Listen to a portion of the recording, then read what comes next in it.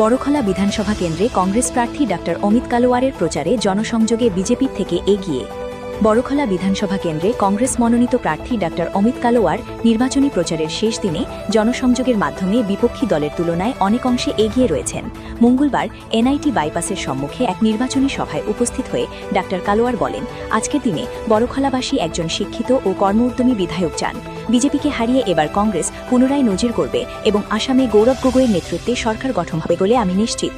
স্থানীয় কংগ্রেস সমর্থকরা এই সভায় উল্লাসে অংশ নিয়েছিলেন। নির্বাচনের ফলাফল কী হবে তা দেখা যাবে আগামী দিনগুলোতে।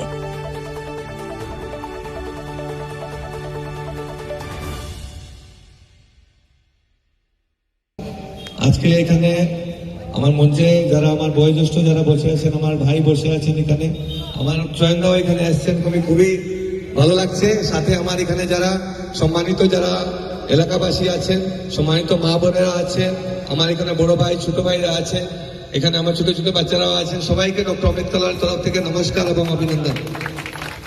আপনারা সবাই মিলে যদি আপনারা নিজের ছেলে, নিজের ভাই, নিজের ভাতিজাকে যদি আপনারা জনপ্রতিনিধি বানান, তাহলে আগামী দিনে আপনার এই ডাক্তার অমিত কালোয়ার আপনাদের জন্য আগামী দিনে যতটুকু পারবে চেষ্টা করবে।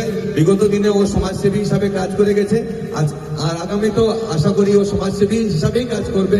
কোনো নেতা হিসাবে বা মন্ত্রী হিসাবে ওর চিন্তাধারা থাকবে না যে আমি নেতা মন্ত্রী হয়ে গেছি, এখন আমাদের জনসাধারণকে কোনো কে আমি দূরে সরিয়ে রাখবো। সবসময় আমরা জনতাকে নিয়ে সঙ্গে চলার মানুষ। আমরা আমাদের যেটা দলের নীতি আছে, আমরা জাতি ধর্ম বর্ণ নির্বিশেষে, সেই নীতিটা আমার পেশাগত নীতিও, আমার ডাক্তার হিসাবেও আমরা জাতি ধর্ম বর্ণ নির্বিশেষে কাজ করি। তা আশা করি আগামী দিনে যখন আপনারা প্রতিনিধি বানাবেন, প্রতিনিধি যদি বানান, তাহলে জাতি ধর্ম বর্ণ নির্বিশেষে ডাক্তার অমিত কালোয়ার কাজ করবে এবং সবাইকে নিয়ে সমাজের উন্নতির জন্য কাজ করবে।